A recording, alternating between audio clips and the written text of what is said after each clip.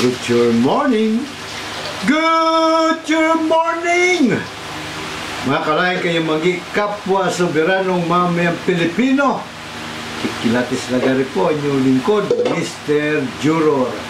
At ito po ay sa unang bahagi po na ating pagmumulat. Serye ng pagmumulat to hinggil sa Juror Revolution. Juror Revolution, ha? Pero, teka muna.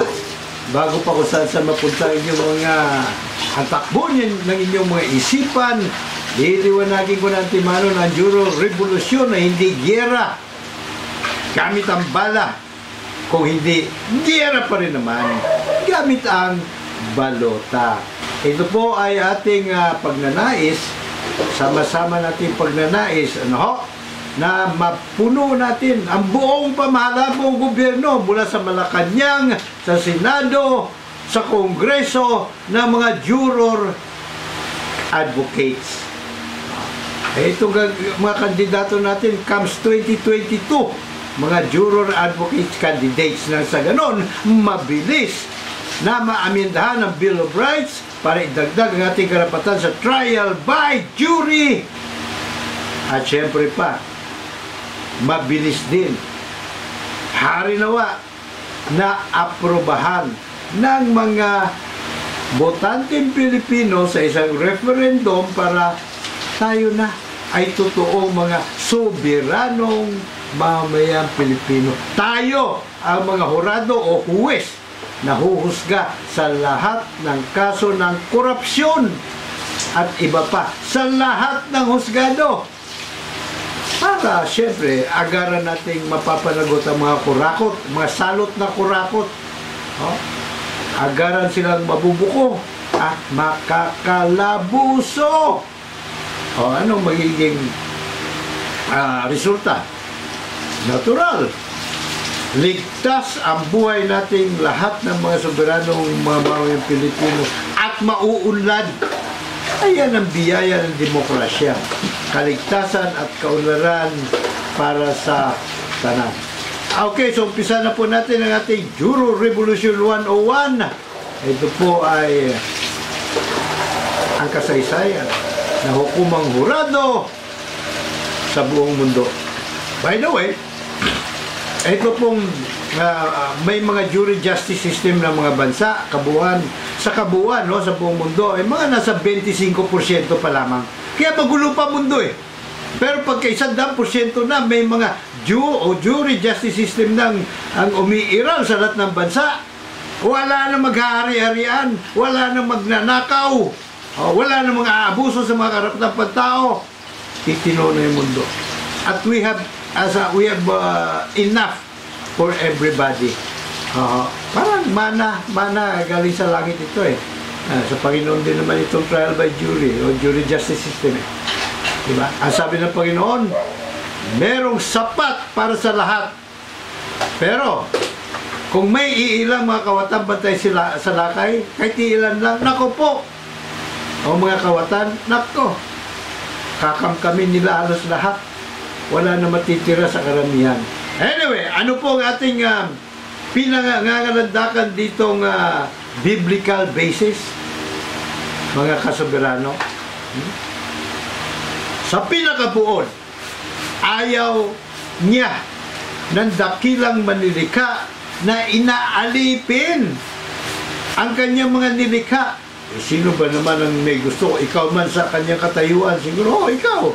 Diba? Kung ikaw man ang nasa katayuan ng Diyos, pagkatapos may mga nilikha ka, nilikha mo kami, papayag ka ba naman na aalipinin ng isa lang o ilan lang sa mga nilikha mo rin? Ang nakakarami mong nilikha? Siyempre hindi, di ba? Kaya nga, ito mga sa mga nagtataka, sabihin, teka muna, kung tayo lahat nilikha ng Panginoon, bakit may mga ungas diba? Na gusto mga aalipin at mga abuso, karapatan ng kanilang mga kapwa nilikha? Siyempre ang tawag dyan ay mga factory defect. Ay, mga factory defect din talaga. kahit yung gawa ng Panginoon, di may iwasan. Siyempre, ang gusto hindi naman gusto ng Panginoon na gawin tayo lahat robot Di ba? Pinababayaan niya tayo na, of course, tinuturo niya sa atin ang tamang daan. Di ba? Pero, nasa atin yung pagpapasya kung anong gusto natin tatahakin. Kung gusto natin yung maka-Diyos ang gagawin natin, ayun na mas gusto niya. Pero hindi rin niya naman tayo dinidiktahan na gusto ko, di ba? Maka-Diyos kayong lahat. Bahala kayo. Gusto niyong gayahin ng demonyo. Alright. So ano po itong biblical na sinabasihan? Well, unang-una, inalipin ang kanyang mga piling lahi, lahing pinili, ang mga Israelita doon sa Egypt, ng Pero ng Egypt. Di pinadala niya si Moses, di po ba? Para mapalaya yung kanyang mga nilikha na inalipin sa Egypt. Malinaw, di po ba? Sa pangalawang pagkakataon, inalipin na naman ang mga Israelita doon sa kanila mismong bayan na sinakop ng Imperyong Romano, Roman Empire. Sinisinugo niya, mismong ang kanyang bugtong na anak ang kanyang sinugo. Dali muna. Okay, yan. Pinas ko lang yung ating upuan at medyo nalubog na konti. Alright?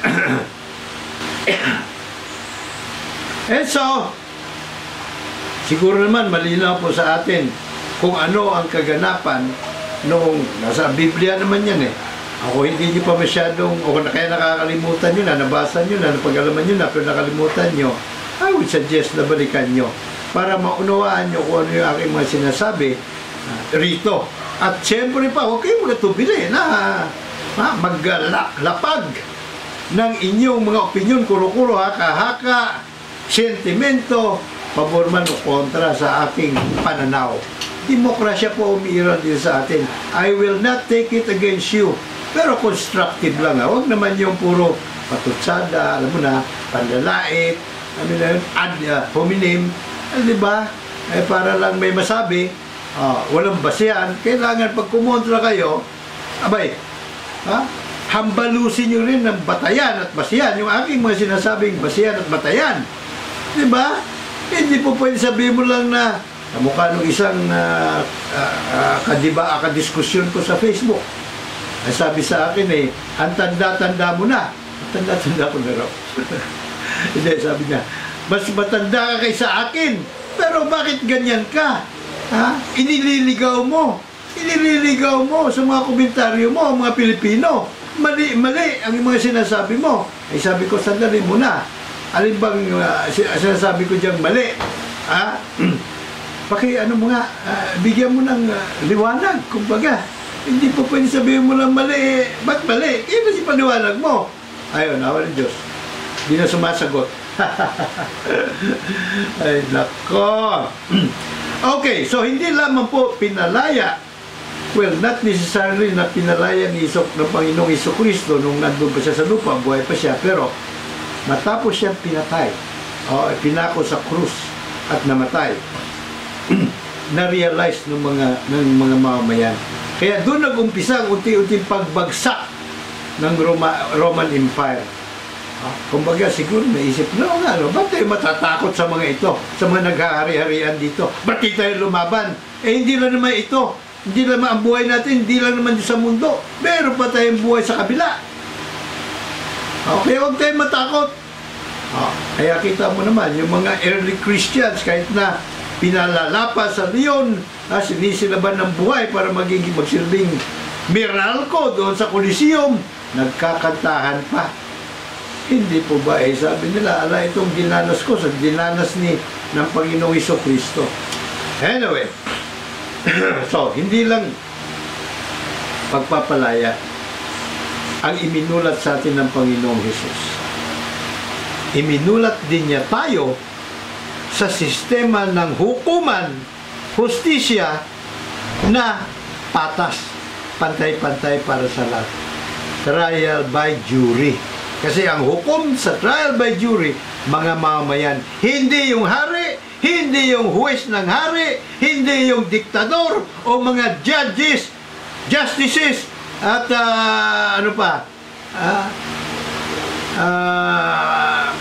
prosecutong ng diktador. Hindi.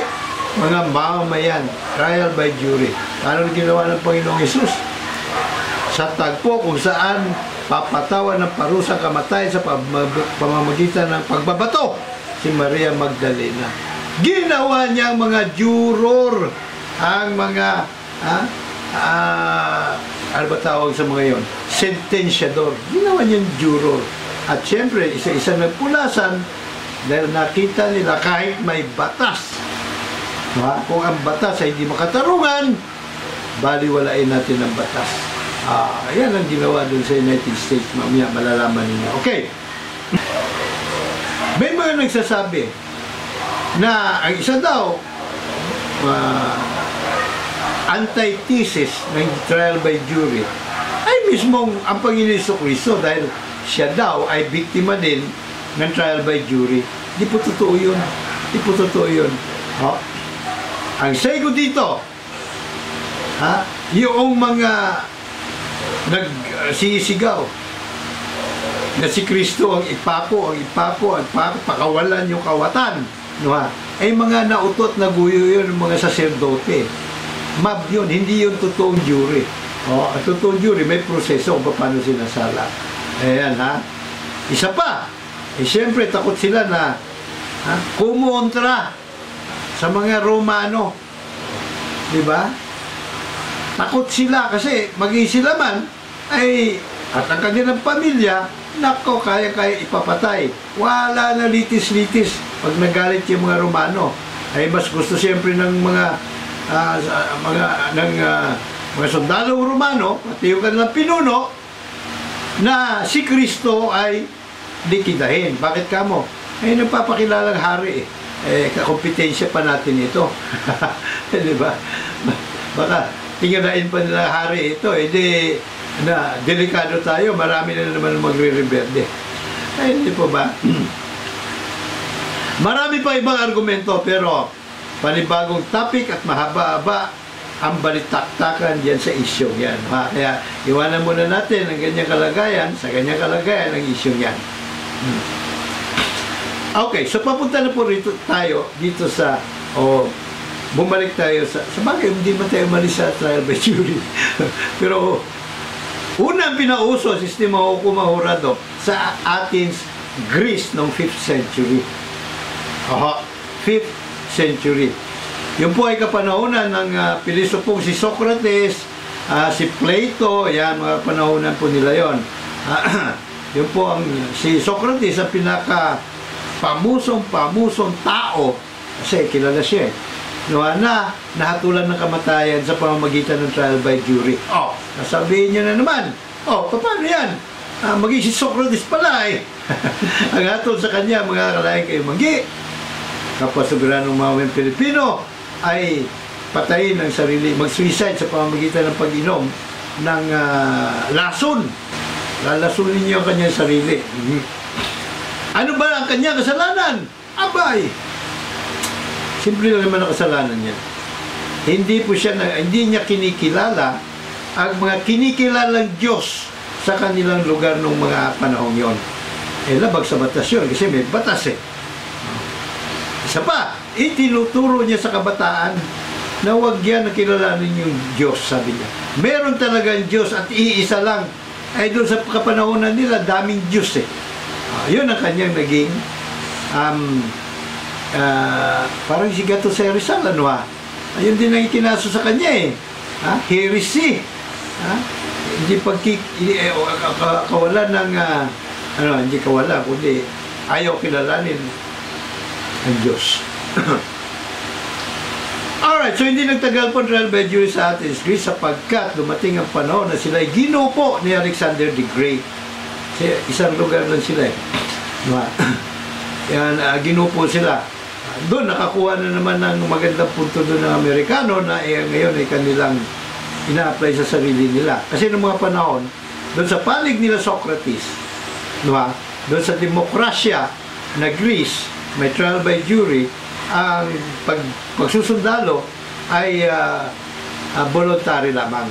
Pero doon sa kay Alexander the Great na side, lating able-bodied, pagdating mo ng takdang panahon, o may sapat na gulang, obligado ka magsundalo. Ay? Kaya ngayon, ang ginawa ng Amerikano, obligado din ang kanilang mga sundalo para may pagtanggol ang demokrasya, ang kalayaan. Alright? And so, sa mga sumunod na siglo, nabura na sa balat ng lupa ang hukumang hurado. Hanggang sa ipinanganak ang Magna Carta of 1215 or the Great Charter of Freedom doon sa England. Ha? At iyon ang pinanggalingan ng halos lahat ng trial by jury system o jury justice system sa lahat ng bansa. By the way, alam niyo ba kung ano yung pinaka-latest na nag-shift sa trial by jury? Yung South Korea.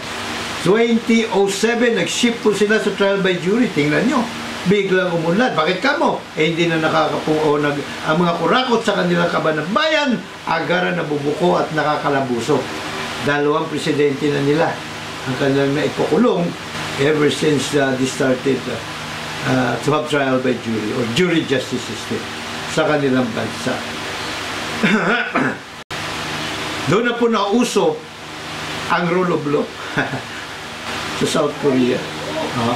Maging at sa mga bansa na may jury justice system, nauso na ang rule of law. Alam ba ninyo na ang Hong Kong 1845 pa may jury justice system? At yan ngayon, ang pinaglalaban nila kahit napatayan na huwag mapaikutan ng China. Ngayon alam niyo na. Anyway, sa jury justice system po na ipinairal doon sa England, pati ang mga hari, ang hari na si King John noong mga panahon yon, naging subject to the law. Na Carta of 1215, may 63 mga karapatan ang mga Briton. Nakalitan niya yun doon. Ang katumbas ng Magna Carta sa kapanahonan natin, ito yung Bill of Rights. Namumukod tangi po.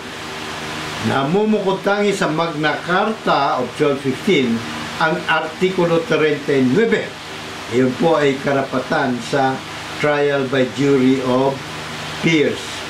At yung mga Artikulo 40, pagbabawal sa gobyerno ng mang-abuso sa poder.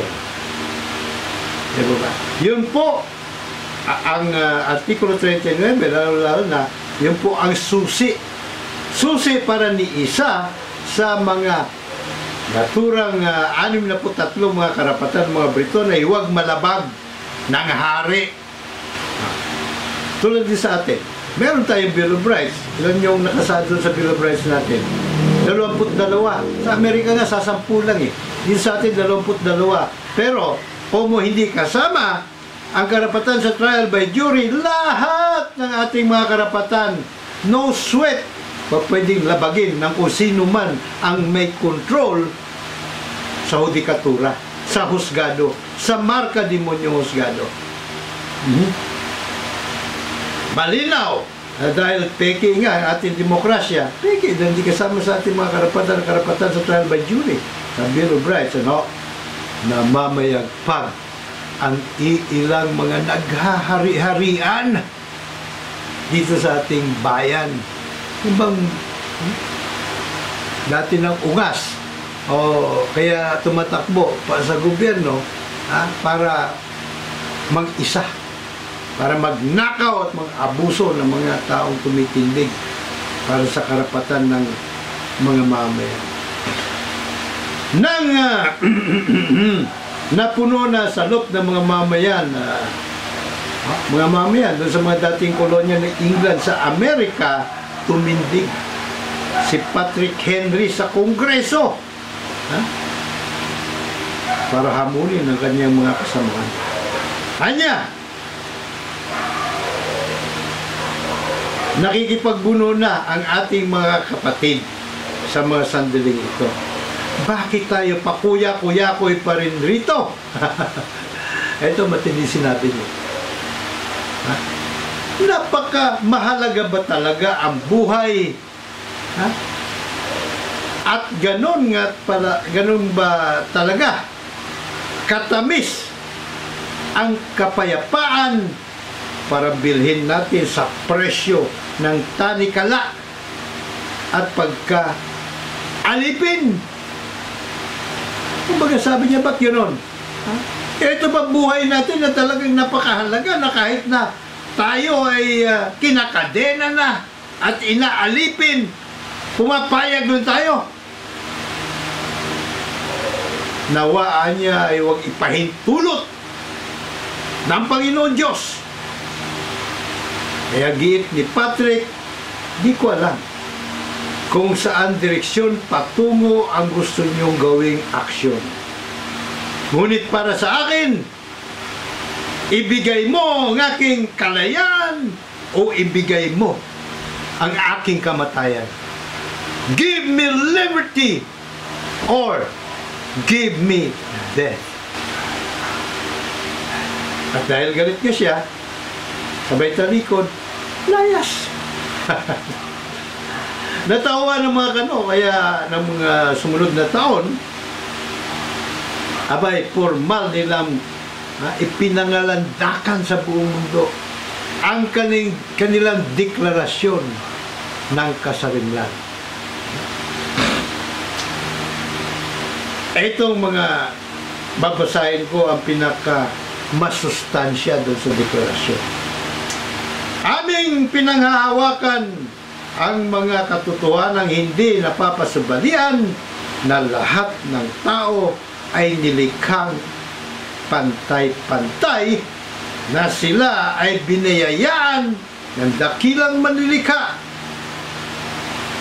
ng mga hindi nasasagkaang karapatan, at ito ay kinabibilangan o ang mga ito ay kinabibilangan ng buhay, kalayaan at hanapin ang ikaliligaya. Para pagtibayin na naturang mga karapatan, isang gobyerno ang itatatag na huhugot ng kapangyarihan alinsunod sa mandatong sa sang-ayon o sinasang-ayunan ng mga pinamamahalaan. Ang gobyernong itatatag na ito o ang itatatag na gobyernong ito ay siyempre mula din sa kanilang hanay sa pamamagitan ng halalan. And so, ang gobyerno ay huhugot ng kapangyarihan hindi galing sa gobyerno o galing sa kanilang mga halal, kung hindi dahil sa doon sa mga ipinahihintulutan o pinahihintulutan ng mga mamayan or the government.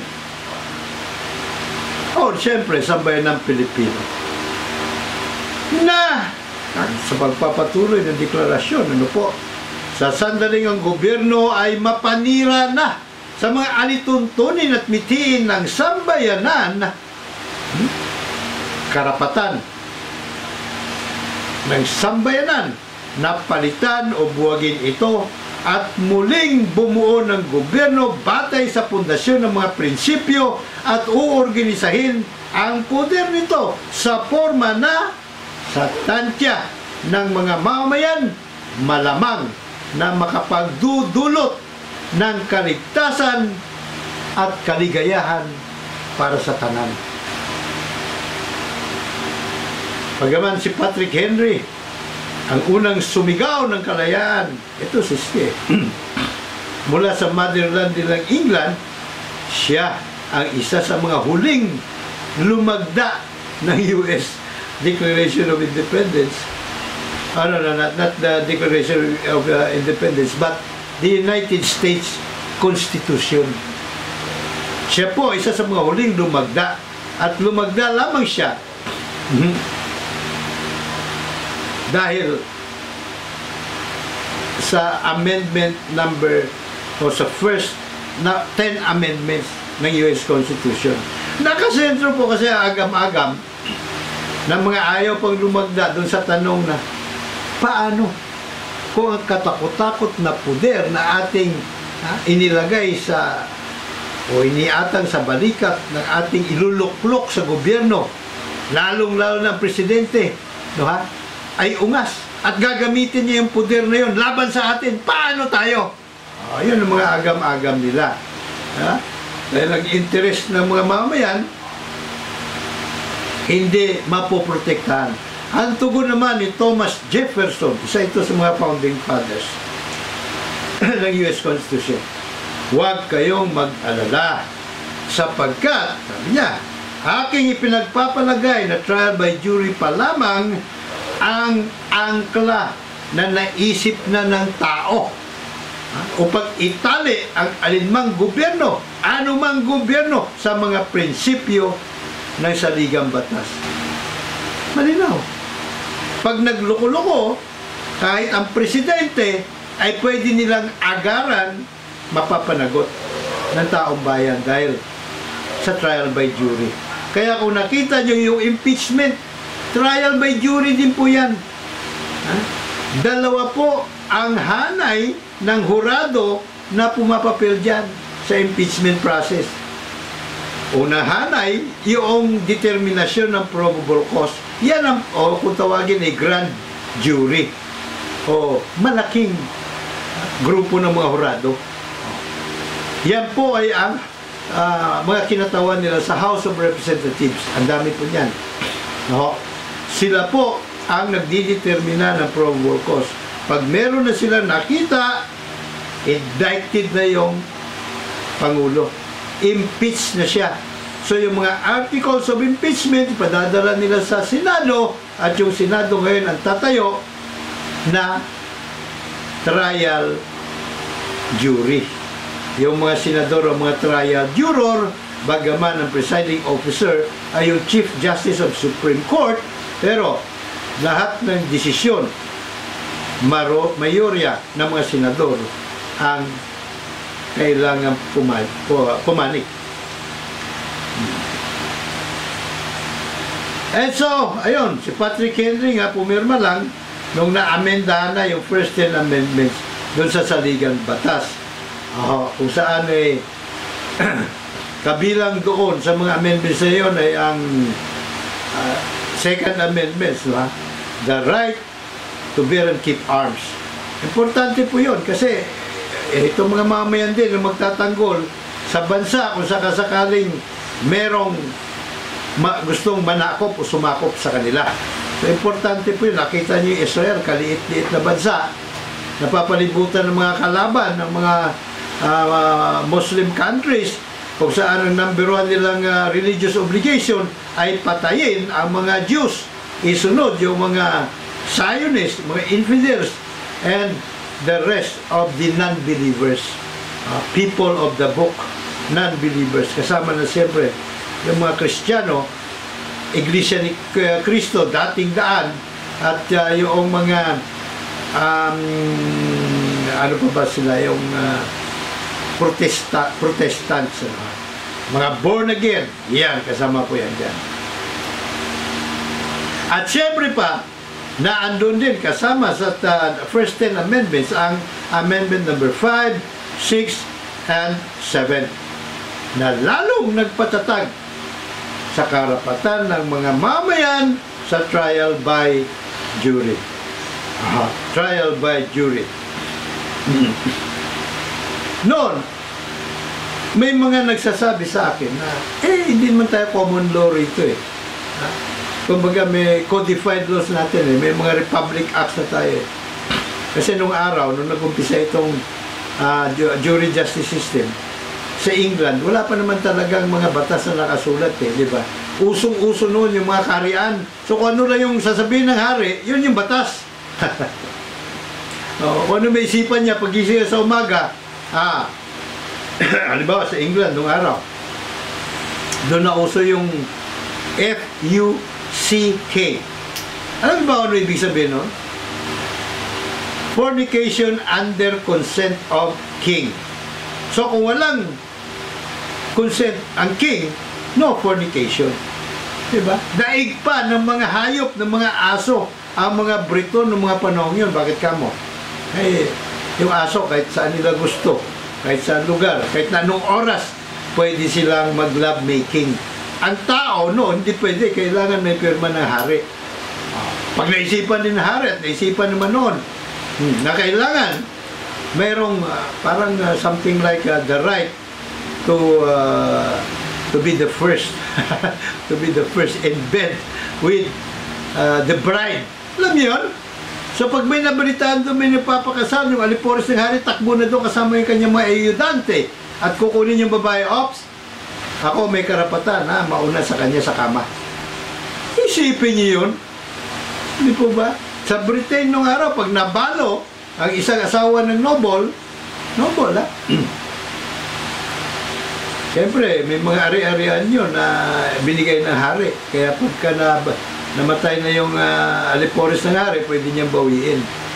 Pero hindi naman masyado. Pero at hindi ron, ang hari ang magdidesisyon kung sinong po pwede mapapangasawa ng balo. Hindi ba? Ay, nako.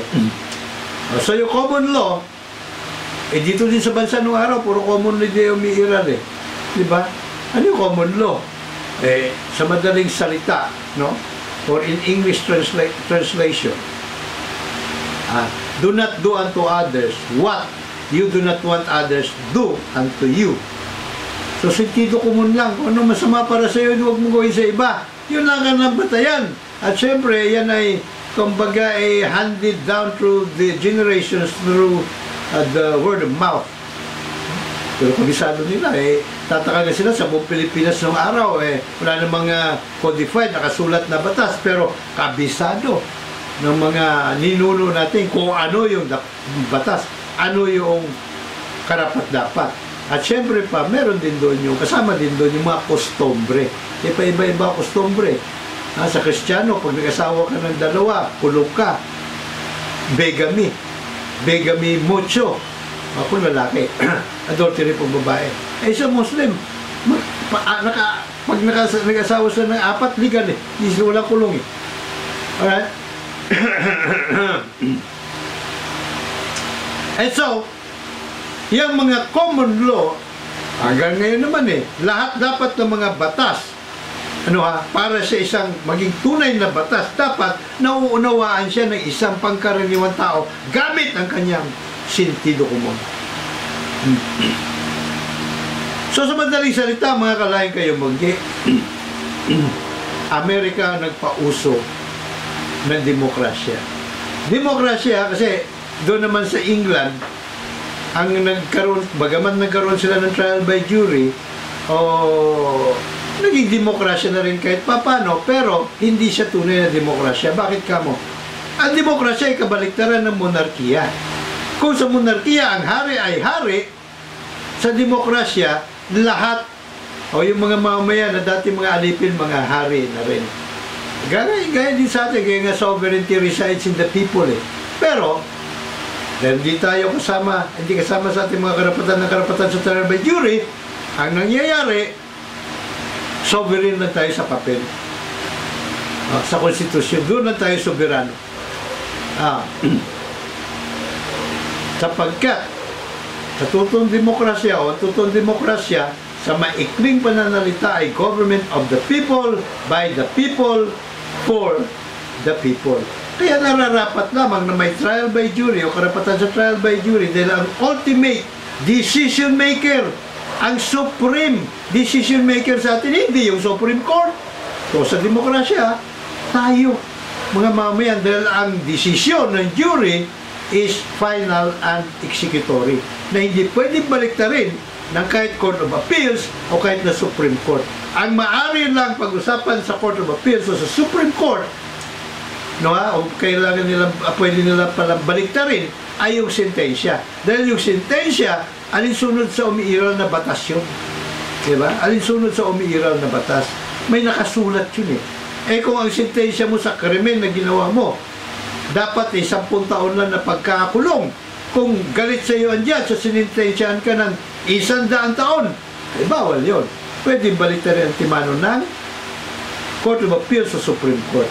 Pero pagdating doon sa sustansya ng kaso, doon sa verdict na guilty, hindi pa pwede baliktarin yun ng Supreme Court o ng Court of Appeal sa Supreme Court. Pero kung sakasakaling may mga bagong ebidensya na natuklasan, nahukay, pwede nilang ihain doon, at pag nakita ng Court of Appeal o ng Supreme Court na may merit, sila ay muling magtatakda ng trial by jury. Muling bubuo ng trial jury para muling litisin na parang walang nangyari ang kaso at magagamit nila yung newly discovered evidence or evidences. Yun, mga kasuberano.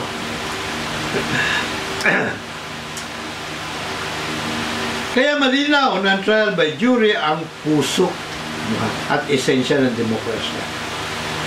Kaya ang tanong na nagmamakawang may tanong, bakit hindi isinama ng mga lumimbag ng 1935 Constitution hanggang sa mga susunod pa ng 1973 at 1987 Constitution ang karapatan nating mga soberano sa trial by jury? Yan ang tanong na nagmamakawang may tanong. Hindi ko alam kung anong nasa isip ninyo, pero para sa akin, nagdilang anghel si dating Pangulong Manuel L. Quezon. Dahil ang sabi niya, I would rather have a Philippines run like hell by Filipinos than a Philippines run like heaven by the Americans. Americans can run our country like heaven. Hindi dahil sa magagaling sila kaysa atin. Hindi dahil sa mahihinang klase tayo mga Pilipino.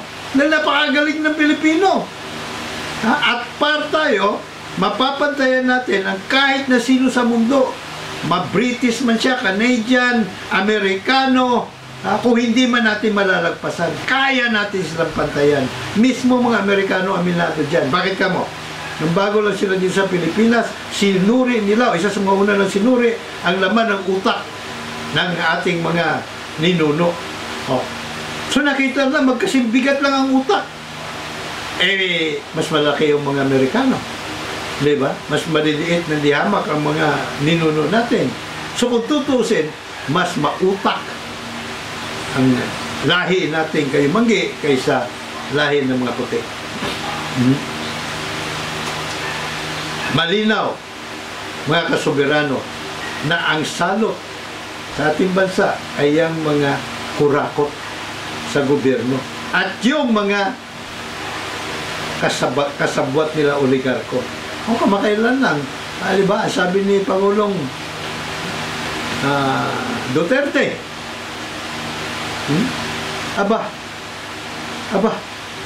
pinagnanakawan tayo nitong mga water concessionaire na ito. Economic sabotage. Ito, economic sabotage sa palagay ko. Kung may mas mabigat pa dyan, pandarambong na talaga.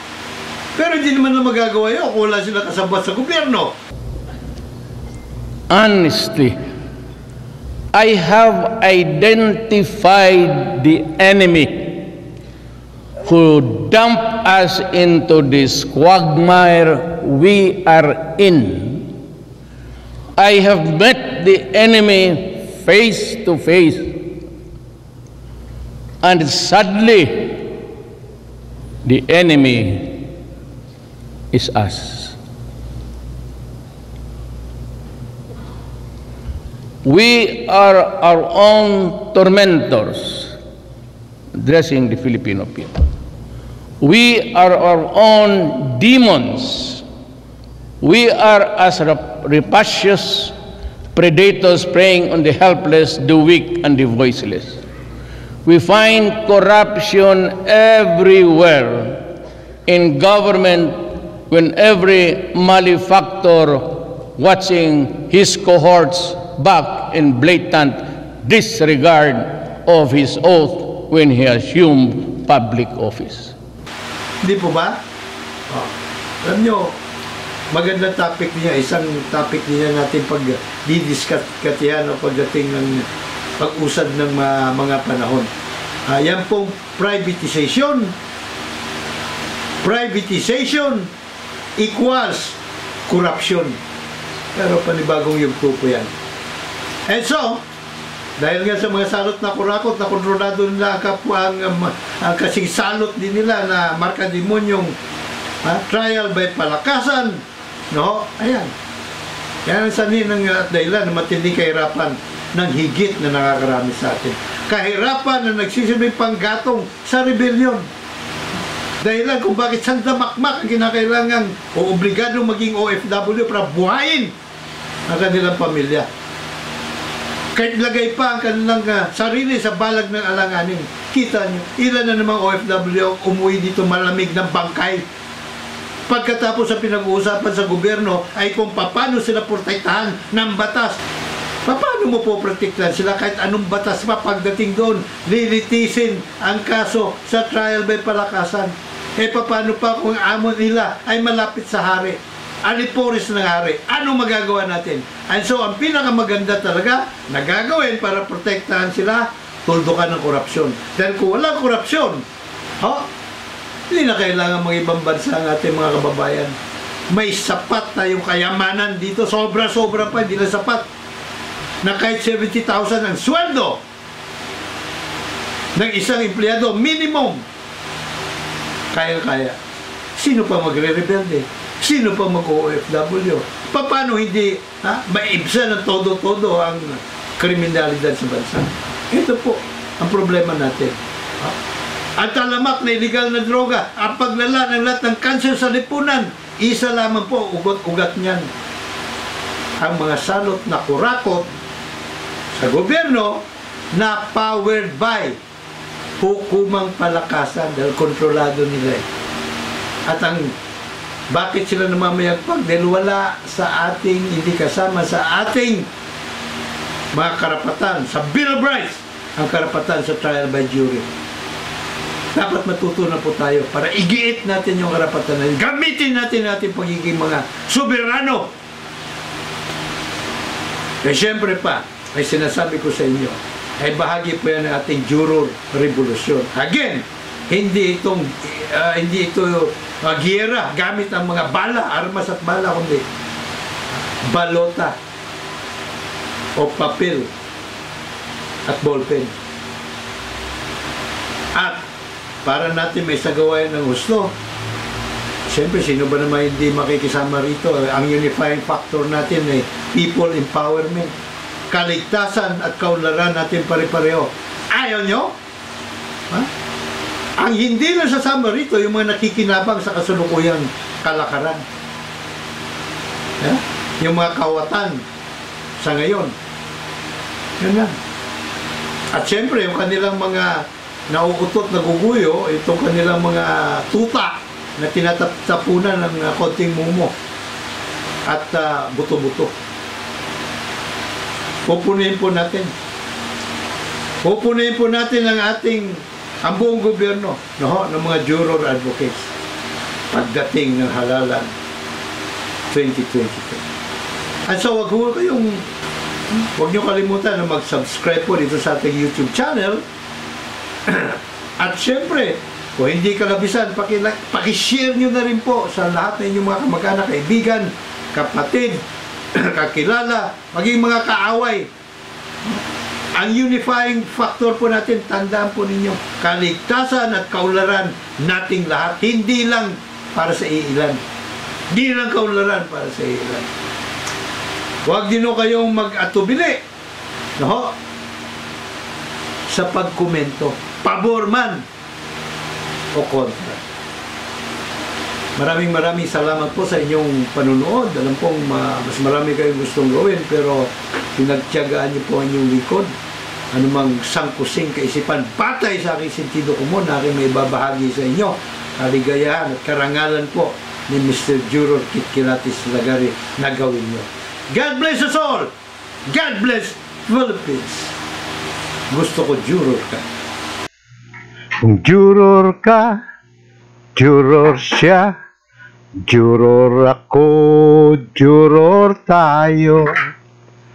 Palakasan ay dinauso sa husgado. Kung juror ka, juror siya, juror ako, juror tayo. Mga kurakot sa gobyerno, mabilis mabuboko, mabilis makakalabuso. Kung juror ka, juror siya, juror ako, juror tayo. Mga soberanong Pilipino, ligtas at asensado.